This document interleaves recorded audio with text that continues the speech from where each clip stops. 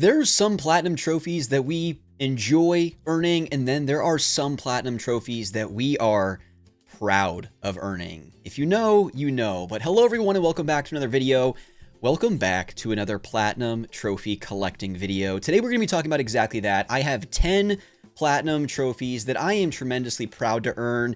It doesn't necessarily mean that they were ultra rare and it took months or years to grind them out. There's a variety of reasons of why I am proud to have earned these 10 platinum trophies. If you are new to the channel, I have a number of platinum trophy collecting videos, my 15 rarest, 15 most common, my journey to collecting 100 platinum trophies over the past 10 years or so. So I will link some of those down below. Be sure to check them out, but please also let me know in the comments down below, what are some of your proudest platinum trophies that you have earned to date? I would love to hear from you down below. But without further ado, let's go ahead and get started. All right, now perhaps no better game to kind of kick off this list of 10 proudest platinums than Sly Cooper and the Thievius Raccoonus. Not only is this one of my favorite 3D platformers on the PS2, but this is the first platinum that I ever earned on the PS3.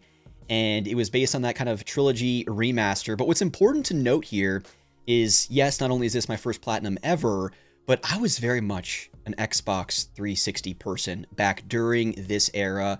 I was getting down with Halo 3, Modern Warfare, Oblivion, BioShock, like just the golden age of the 360 PS3 era.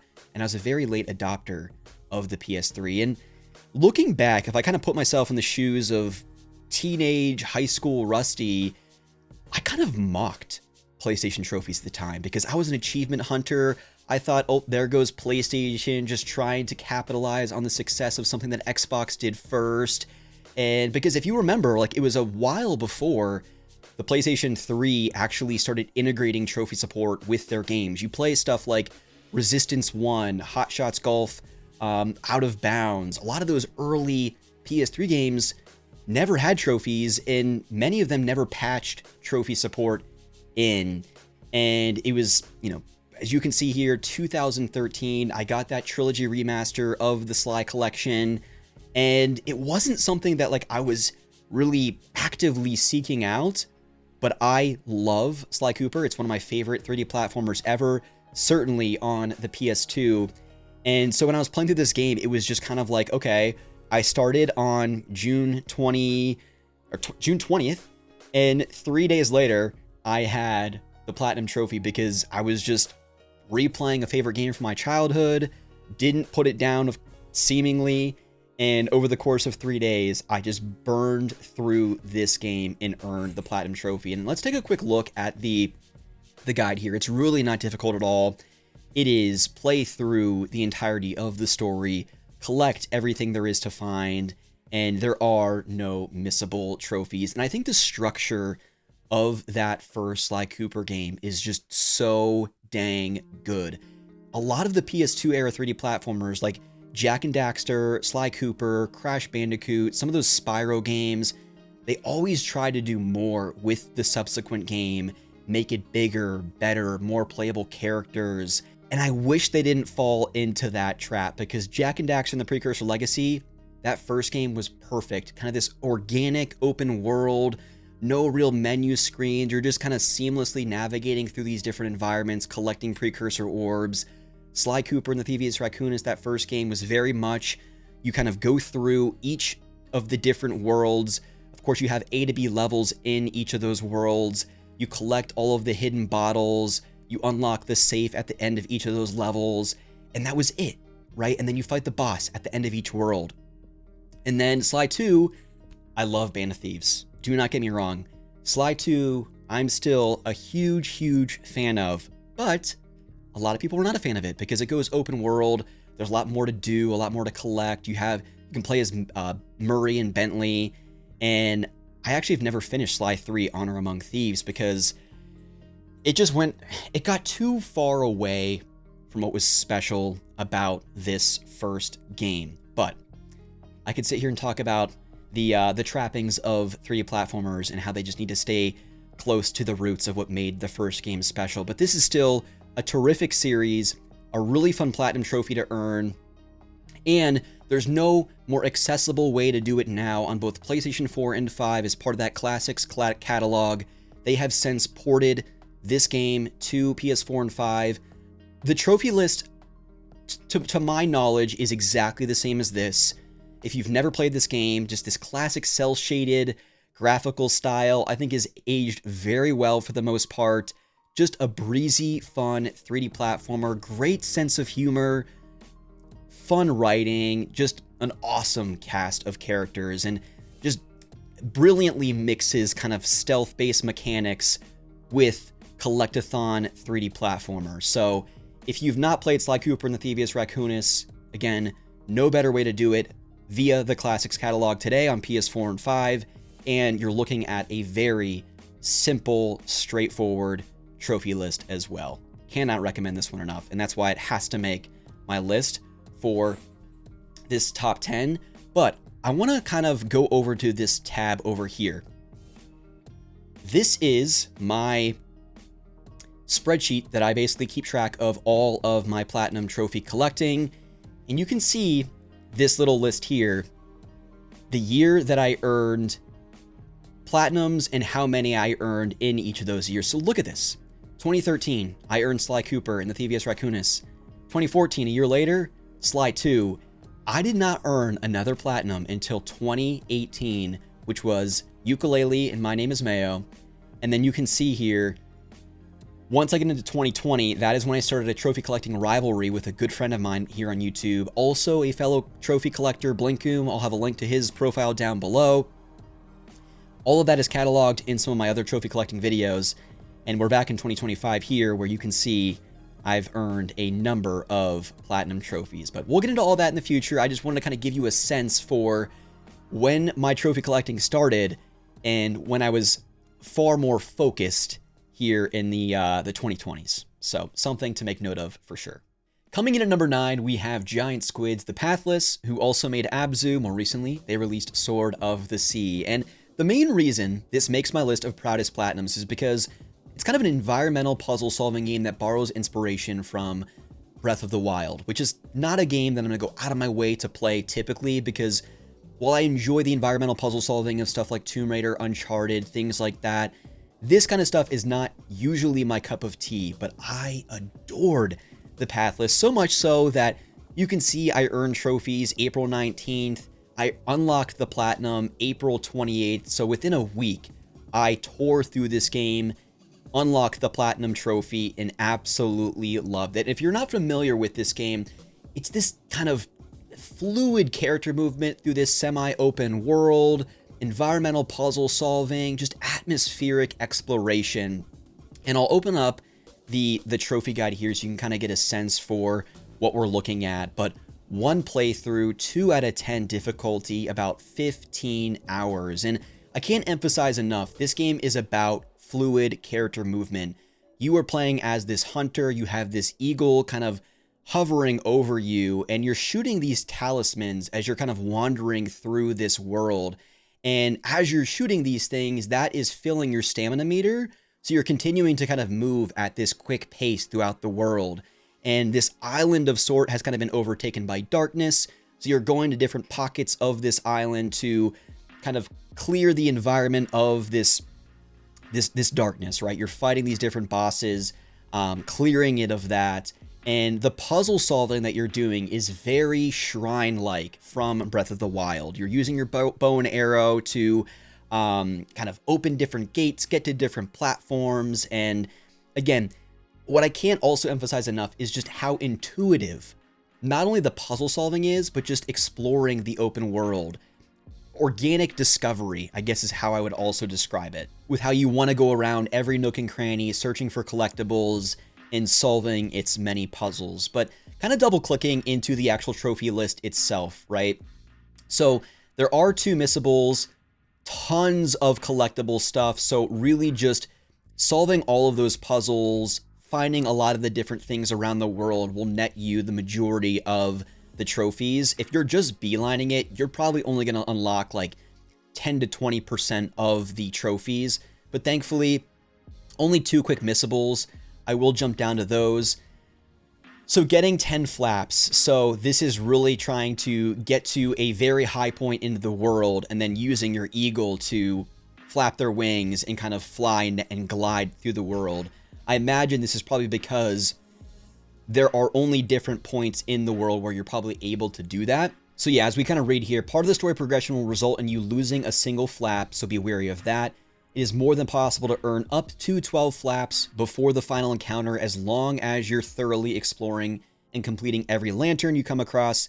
This trophy should be earned naturally while going for the platinum. So not something that I would consider easily missable, but if you go back up and look at Storm Survivor, survive state 3 storm encounters unscathed. So you can kind of see this red mist that's kind of coming towards you. That is kind of the darkness that I was kind of referencing earlier in the world that you just have to be mindful of. An encounter will trigger, so when that would happen, you want to make sure that you're probably not losing any health. But as you can also see here, there's no real HUD. There's no mini-map. You're using kind of this spirit focus energy mechanic to determine where you're supposed to go next in the world. But similar to something like Abzu, Sword of the Sea, it's not forcing you to go down this very linear path. The game wants you to kind of organically explore that world and allow your curiosity to kind of drive you through these environments, which again, not something that I'm usually used to as someone who plays a lot of Ubisoft games that basically tells me exactly where I'm supposed to go. So it's nice to kind of mix it up and play something like this that really forces you to kind of just explore at your own pace. But with all that being said, The Pathless is one of my favorite games that I've played on the PlayStation 5. You can get it for very cheap nowadays. Just a really, really good indie gem. If you've not had a chance to play it yet, highly recommended. Now, naturally, there's going to be some overlap with platinum trophies I've talked about in some of my other collecting videos. But when talking about my proudest platinums, it's hard not to point to something like the Nathan Drake trilogy. I love the Uncharted games, and I think platinum trophy enthusiasts, a lot of people watching this video would be like, yeah, of course, everyone has an Uncharted platinum. But I think very casual game players that enjoy the Uncharted games, like, these platinums are no joke. Playing these games on Crushing is no easy feat, and so I am proud to say that I own that trilogy, and someday I'd love to earn the platinums in both 4 and Lost Legacy and Golden Abyss on Vita for that matter. But if you go down here, you can see I did a replay of this trilogy way back in 2017, and then in 2020 I played the game on hard, and then in 2022 is when I earned the platinum by playing through the game in Crushing, getting all the remaining collectibles and treasures. And I just am such a huge fan, as I've said many times, of these Uncharted trophy lists, because all of them are relatively similar. You have some chapter-specific speedrun trophies. You have a number of them, like defeat 250 enemies with headshots, kill enemies in certain ways with certain weapons. It's just fun to kind of like go to different chapters, because there's plenty of guides online that will tell you, like, you can get the machine gun in this level to grind out this specific trophy, or the pistol, or the rocket launcher, the sniper rifle, whatever it might be, or things like this, like kill 10 enemies with grenades while hanging. Just relatively breezy platinums, and I think revisiting these stories is always a treat for me personally, because I really, really love the Uncharted series of games. And I think it's also worth noting, there's people that have commented on my previous trophy videos when I've talked about this before and say, Rusty, really, to be honest with you, if you beat the games on Crushing, Brutal is not that bad. Never say never, but never. I will never do this, because there are moments in the Uncharted 1 through 3 when you're playing on Crushing that it's just maddening, because you just cannot go out in the open. And when you're in those massive shootouts, you know, certain chapters where it's like, it takes a lot of trial and error, and playing it on a heightened difficulty above Crushing, I cannot imagine. I think that to me would just put me over a little bit too much. I don't think I could do it. Let me rephrase that. I could do it, but just because you can doesn't mean you should. And that is one of those trophies that will always remain unlocked for me, because it's just not worth the frustration. But Uncharted, absolute classics. And if I go down here, you can see I'll zoom in a little. Oh no, you can see that pretty well here. So if you look specifically around 82, all right, when I was kind of on the road to 100, I had a couple crappy platinums, and I thought, you know what? No. From 83 all the way to 100, we are only unlocking platinums that I can be proud of. Hence this video to a certain extent. And I was trying to seek out series or games that were really representative of some of my favorite things as it relates to PlayStation games or third-party stuff. And I had not earned an Uncharted Platinum to this point, and so coming in at 89, we unlocked Uncharted 1 Remastered, and then shortly after unlocking my 100th, I went back and unlocked the Uncharted 2 and 3 Platinums as well. So, cool look. If folks are interested, maybe in a future trophy video, I can do more of a deeper dive and kind of go through my thought process as to why I earn certain platinums at different times and how my approach has evolved over time as well. Although you get some of that coverage as I'm kind of talking through some of these videos. But again, we can do a deeper dive if there is interest in that at some point down the road, and just how I kind of chronicle and catalog and keep track of this stuff outside of PSN profiles. So let me know in the comments if that's of interest to you. Next up, we have an absolute classic, Dark Souls Remastered. Huge shout out to my brother-in-law, because I would not have this platinum without him. Sometimes it takes a village to get a platinum trophy, and this is one of those games. I've beaten it myself. My brother-in-law and I always have a rule. If he's going to help me with something like the sorceries or the pyromancies, the miracles, the rings, whatever it might be when it comes to these games, when it comes to bosses, rolling credits, whatever it might be, that has to be me. But in terms of helping me search for these things, because there's just so much research and guide following that goes into the Souls, the platinums for Dark Souls 1 through 3, Elden Ring, whatever it might be, I have to phone a friend, and my brother-in-law is the first person I call when it comes to these. But opening up the guide specifically, you can see, no freaking joke, 8 out of 10 difficulty, 3 playthroughs, because getting a lot of these different collectibles requires you to make different decisions in terms of unlocking those different things. And I will be the first to admit, if it wasn't for my brother-in-law and him having the patience to help with some of those things, I wouldn't have this. So naturally, it is something I can be proud of, that not only was able to beat all these bosses myself, which is no joke and a feat in and of itself, but he and I were able to grind this out together and get all of the collectibles, all of these missable things that requires those multiple playthroughs, and dozens of hours of your time in doing so. But this is a game that, like, do not play Dark Souls if it is your first time and think about trophies. Like, this is one of those experiences. Uncharted's the same way. Like, play through the game, do not follow a guide, because this is something that you want to be surprised around every corner. You don't know what's going to happen next. I wish I could go back and play Dark Souls 1 for the very first time, and every Souls-like game after that. Dark Souls 1 through 3, Bloodborne, Demon Souls Remake, like, they're just some of the best RPGs I've ever played, and very few games of this genre do you want to play as blind as possible. And if you've played these games, you know why that's so important, because reading the notes that other players have left you and kind of just trying to make sense of the world and the very cryptic storytelling is just something you want to do yourself and not rely on guides and the internet to be kind of your North Star and help you through it. So very thankful to have this one. We recently unlocked the Dark Souls 3 Platinum as well, so shout out to Ryan for his help with that. But these Platinums are no joke, which is why it had to make my proudest Platinum list.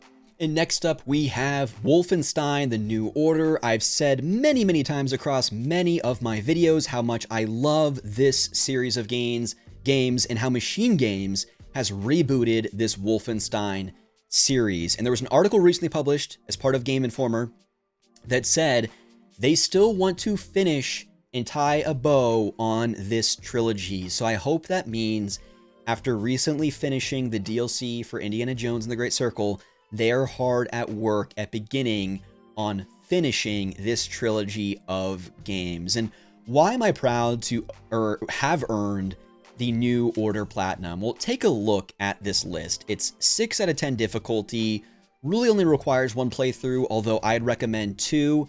You'll see why here in a minute. 20 hours of your time. Something you need to know about me if you are new to the channel, and these few proudest platinums, I guess, kind of go against everything I believe when it comes to trophy collecting. I'm not someone who likes trophy-specific platinums. Usually. With Uncharted, I can deal with it. Wolfenstein: The New Order, one of my favorite games of the past decade, and kind of like the Xbox One PS4 era. So I was willing to do the difficulty-specific trophy.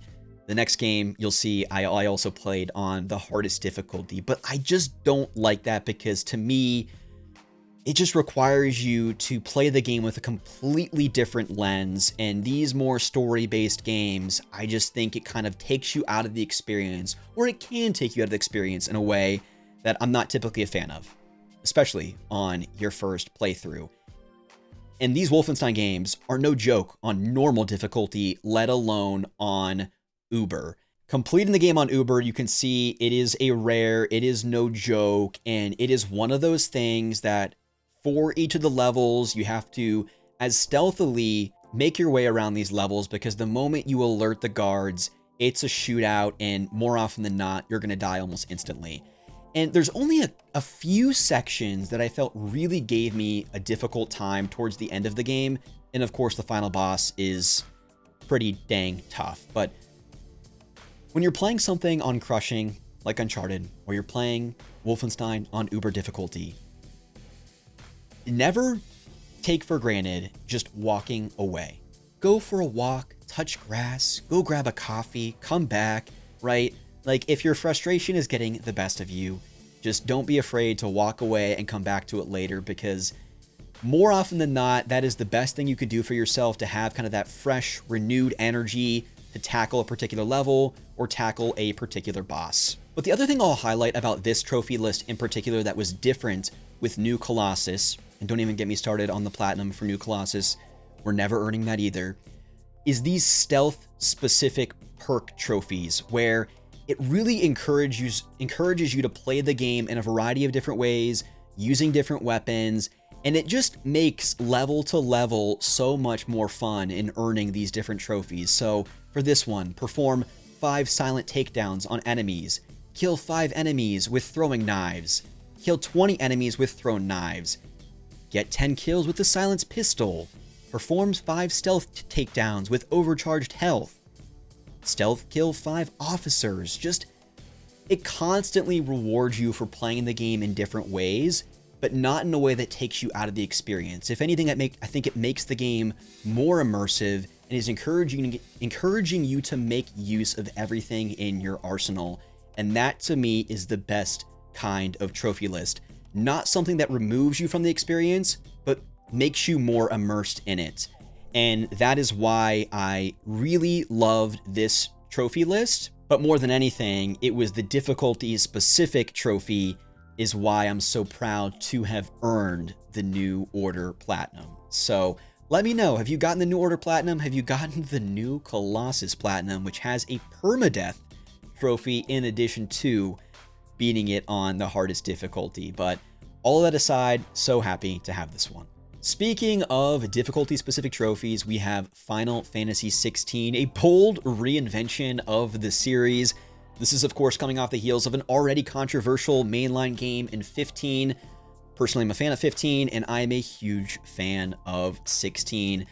Kind of forgoes the turn-based RPG mechanics of earlier Final Fantasy games for high-octane, crazy fast and over-the-top action RPG combat in this game. And for all the criticism this game received from longtime fans, I personally really admired just their commitment to this darker storytelling, clearly borrowing a lot of inspiration from Game of Thrones, and just these icon battles when you kind of become this like massive kaiju type monster and you are just in these giant arenas fighting other boss battles. Some of them go on for like 45 minutes. It's so unlike any other Final Fantasy game before it that, like, you can at least respect the vision for what they were able to accomplish with this game. And I just, for that and many other reasons, I loved it. You can go back to many of my other videos, including my top 10 games of 2023, to hear more about my thoughts when it comes to the story, the combat, and all of that stuff. But let's talk specifically about the trophy list without going into story-specific spoilers. We'll probably stay up here to avoid any names of bosses and things like that. But as you can see, this one takes a serious amount of time, 75 hours, 2 playthroughs, because you need to play through the game on Final Fantasy difficulty. Now, what's unique about this is, and you might need to correct me if I'm wrong, I don't think you can play on that difficulty until you roll credits on the game on the normal base difficulty. And once you beat the game, you can play on New Game Plus and then play through it on that higher difficulty setting. And what's unique about that is you get to retain all of your weapons, all of the icons, so like the special abilities that you unlock as a result of beating a boss. You kind of inherit their powers. You can carry that forward in New Game Plus, and that helps tremendously, because I think if it took me about 65 hours to beat the game when I first played it, it only took me about 25 to 30 hours to beat the game again on the hardest difficulty setting, because you're able to skip all the cutscenes. You're really able to kind of just tear through the game in relatively short order, all things considered, right? And I don't think it was till maybe about 60-70% through, when I was fighting some of those near end of game and end of game bosses, where I was like, dang, this is pretty darn tough, because I was doing no grinding. I was just kind of beelining it, going to the next main quest. Of course, as part of the base game, you have to finish and complete all of the side quests. And if you've played 16, you know there's like a billion side quests in this game, many of which are just like delivering things from one character to the next. Very MMO in its side quest structure, just very fetch questy type stuff. So once you beat the base game, I took at least a year and a half off of this game, and I'm like, you know what sounds great? Going on a podcast and going through Final Fantasy 16 again. So I would not recommend, if you've not played 16 yet, going for the platinum right away, right? If you've played this game back in 23, or you have yet to play it, like, play through the game leisurely. Enjoy your time with these characters, this world, the story. There's just so much to get lost and invested in. Don't worry about the trophies, all right? Outside of just doing all the side quests, of course, during that first playthrough. You can see here, if you're aiming for 100% completion, there's tons of guides that you can follow to make sure that you're not missing any of the side quests. But I don't remember my base playthrough struggling or needing to go out of my way to follow any guides and things like that. Final Fantasy 16, I think, is going to have a similar following as 13, where you had a lot of people hate it up front. But I think 5-8 years from now, you're going to have a lot more people kind of coming out of the woodwork and saying, you know what, 16, pretty dang special, even though at launch it was a lot more divisive than I think it needed to be. But definitely worth grinding out the platinum if you are a fan of 16 for sure. Now, it is not a Rusty Platinum video if we are not talking about Assassin's Creed in some shape or form. I've talked about Valhalla a number of times, but it is a Proudest Platinum and a top 5 for me because of the time investment this game requires to unlock the platinum. If you go on my profile, you search me, Ari Lewis 2011 out there on the PSN app, this is one of my top 3 most played games at like 180 hours. And you can see, I started this game back in 2021. I did not earn the platinum until 2024, an ultra rare. And if you look at the guide, as we'll get into here, we'll come back to this page in a second. 3 to 10 difficulty. Like, what it's asking you to do is not too terribly hard. What's hard is how much time it requires you to spend in this world. However, and 1% of you will do this, because I know no one wants to spend 100 hours in Valhalla except for me and like 3 other people. I loved exploring this world, and as crazy as it sounds, I do not regret a single minute I spent in Valhalla, because it is a beautiful, beautiful open world, very much like Witcher 3 style environments, just vast environments to explore. But where it really shines, as the name implies, very much like Black Flag, becoming a pirate, being able to just live out that Viking fantasy is so freaking cool. I mean, you're raiding and pillaging villages and just, just taking everything people have and just running back to your ship, sailing the seas, singing sea shanties with your crew of Viking people, going back to your hub environment and just drinking ale, partying, and just having a good old Viking time. And there's tons of loot and armor and upgrades and weapons to find and discover in the world, including decking yourself out with all of Thor's armor, including Mjolnir the hammer. It's pretty great, all right? I'm not going to try and convince you to play this game. You know if you're the type of person that wants to spend any time in this world, but I will say, even if you have no interest in getting the Platinum Trophy, just jumping into Valhalla and spending 10 to 15 hours becoming a Viking and exploring the world is fun enough. But let's dig into the trophy list specifically, all right? So the story is what it is, takes too long to beat, about 60 hours, right? Collectible. This is the one that took me forever, and I'm actually going to go back to this page here. Completionist all the way. Complete all territories. So what's interesting about this particular trophy, okay, is that you have the massive map in the base game. All of these different territories. There's like over 500 unique items that you have to collect. What's unique about this game is that you don't just go to that specific area in the map and pick up the collectible. More often than not, you'll go to the area in the map where it says this thing is, and it's not there. Where could it be? Well, it's probably underground, or there's some unique environmental puzzle that you have to solve to actually acquire that item.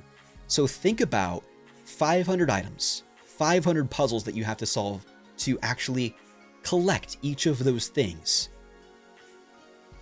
It's wild. It's crazy. It takes forever. And then you have to go to Asgard and one other kind of unique realm where there's another 100 unique collectibles to find in each of those environments. So if you're tracking, there's well over 700 things to find in Valhalla. That's not even covering all of the other stuff you have to do to get this platinum. It is a beast of a game. And that also, I know I'm all over the place here, that also doesn't account for all of the DLCs. There's like 8 of them. And look at this. DLC Trophy Pack 1, 8 trophy. DLC Pack 2, 3, 4, 5, 6, 7, and 8. I could easily spend another 150 hours in this game. Will I? What did I say earlier? There are a lot of things you can do. Whether or not you should do those things, and that's another question altogether. I do want to go back to this game, though. So I am a glutton for punishment and pain, and someday in the future, I will be going back to Valhalla, but probably not anytime soon. I am proud to earn this, but I'm not excited to go back in the near future. That is for sure. Coming in at number 3, we have a game that I put down many years ago. I just thought there is no way in the world I want to spend 50 to 60 plus hours playing this game here, and then the remaster released back in May of this year. And I was like, you know what? Let's give it another try. And holy moly, you look here, May 5th, I earned the first trophy, or I believe the first trophy, and then just a few short weeks later, I earned the platinum in Days Gone Remastered. Now, this is undoubtedly going to be one of my favorite games played this year, so stay tuned for that. I've also been planning some type of video to really highlight why I really fell in love with Days Gone. So I'll try to keep this relatively brief and focus more on the trophy collecting aspect of my experience playing this game. Now, very much like an Ubisoft open world, there's just a ton of side content to do, and unlock in Days Gone. So you can see 4 out of 10 difficulty, 1 playthrough. There's really nothing missable here. 60 hours. I think it took me about 70 to 75 because I probably had some idle time while playing the game. And you can see here, complete the story and complete all side activities are really the things that are going to require the most of your time. In an Ubisoft open world fashion, think your Far Cry's, Assassin's Creed. There's a lot of like outposts and things like territories that you have to take out and take over, if you will. A lot of these like zombie encampments that you have to kind of like burn to the ground, hordes of zombies that you have to take out. So a lot of repetitive tasks that if you enjoy playing, you know, your open world type games with a podcast, Twitch stream, TV show in the background, you can kind of breeze through a lot of this. I personally still really enjoyed it.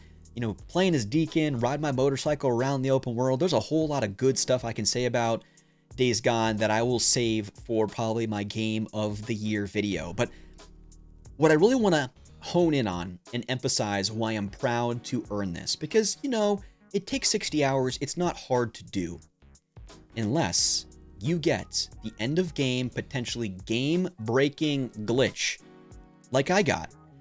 I got to the very end of this game, and without going into specific story related spoilers, there's a moment that you're kind of going to the top of this hill, and then you have to go into this mountainside, go to the very center of it to defeat the final boss. Well, as I was kind of going down this spiral mountainside, I started to notice that there were items floating that should have been sitting on boxes or platforms of some kind. And I thought, well, that's weird. And I make my way around this corner, and I look down, and the entire floor is not loading in. And I thought, well, that's really weird. Come to find out, a couple Reddit searches later, this is a game-breaking glitch that will not allow you to actually finish and complete this game that was in the base version of Days Gone that was never patched. And at the date of this recording, it has since been patched, or has not been patched, even in the remaster. I reloaded this scene a billion times. I uninstalled the game, reinstalled the game, checked for updates, all of these different things. Nothing changed the outcome. I was stuck with not being able to finish the game. I needed like 2 trophies left to roll credits, beat the game, and unlock the platinum. And it would not let me do that. So, without going into all of the excruciating pain that I went through and experienced, I will let you know if you are running into this problem, what you need to do is turn off performance mode and go to quality. So you're now running at 30 frames, 4K resolution. That's what fixed it for me. Shout out to my brother-in-law. He did some research. He found this out. Sounds like such a simple fix, right? But like for whatever reason, I just was not smart enough to just toggle that and see if it made a difference. That's what made the difference for me, and I was able to roll credits, pop a few more trophies, and eventually earn the platinum trophy. That is why it's at the very top of my list, because I thought I just spent 70 hours with this game, and I'm going to be locked out of 2 trophies because they're not patching this problem. But we made it. We did it. What a freaking journey this was. Stay tuned for future videos where I will be highlighting all of the reasons why I love this game. It is very misunderstood. The criticism for it being long is warranted, but I still think Days Gone is worth your time. Coming in at number 2, my favorite game of all time, my favorite game on the PS2, and my 100th platinum trophy. Shout out to my brother-in-law for helping me with this, because there was a number of collectibles, including the Ultima weapon and a variety of other trophies that I just did not have the patience for. He helped me with those, but I ended up completing the game on Proud, the final boss rush, which is no freaking walk in the park. We'll check out the guide over here. You can see 3 playthroughs, 6 out of 10 difficulty, 130 hours. I think the only decently, relatively easy Kingdom Hearts Platinum is 3. The majority of the other ones take well over 100 hours to do, and I think the only other Kingdom Hearts Platinum that I will probably unlock anytime in the near future is 3. But for this one, we did it. You have to do a 15-hour speed run. You have to do runs where you don't change your armor, you never die, you beat the game on Proud, you collect all the gummy ship stuff. I mean, it is no freaking walk in the park. There's so much stuff that you have to do that is completely against my platinum trophy collecting philosophy. Speedrun trophies, difficulty specific trophies, not changing your armor. I mean, are you kidding me?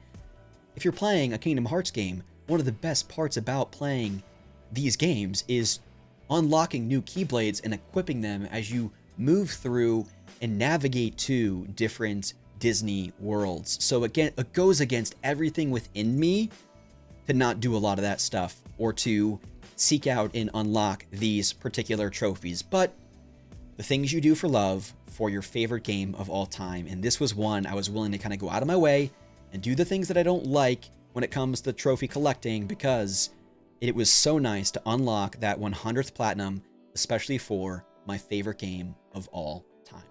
And last, but certainly not least, my friends, we have Yooka-Laylee and the Impossible Lair. Now, I'm one of Yooka-Laylee's biggest fans.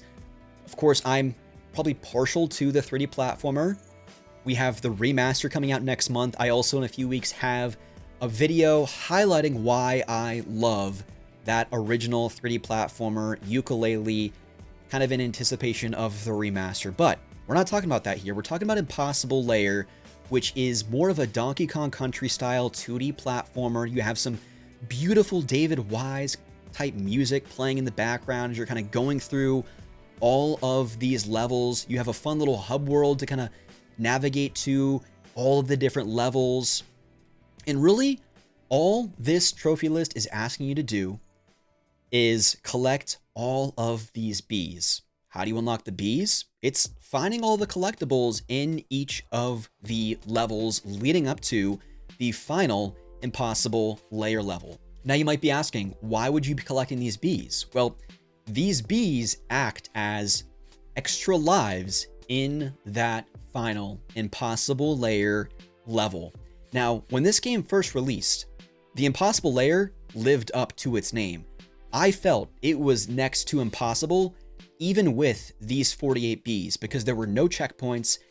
The level seemingly went on forever, and even as a very huge fan of platformers, it was horribly difficult, like awful. And if I'm being honest, it ruined a lot of the experience leading up to that final level, because the difficulty was so uncharacteristic of what you experienced leading up to that final level that nothing really prepared you for how intense it was, how precise the jumps were in that final level. And so for years, as we go back here, you can see I played this game when it first released in the fall of 2019. I got to the very end of the game and I did not unlock the platinum until August of this year, last month, and it was quite an experience. Such an experience that I had my brother-in-law over and I had him capture the moment on camera that I beat the final level just barely and unlocked the platinum trophy. So, warning, some certain choice words are used in this video, so you've been forewarned, but let's take a look at me beating the final level and unlocking the platinum in Yooka-Laylee and the Impossible Lair.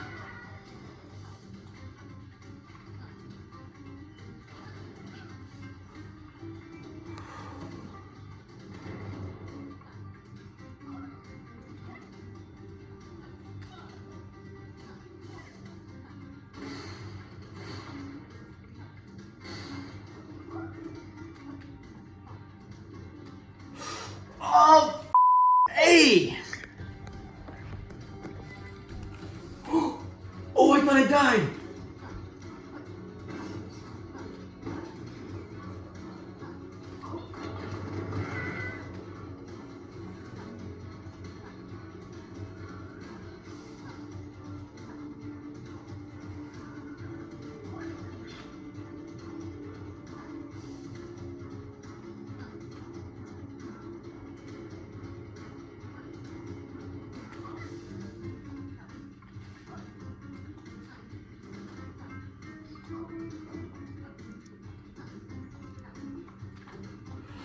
Let's see.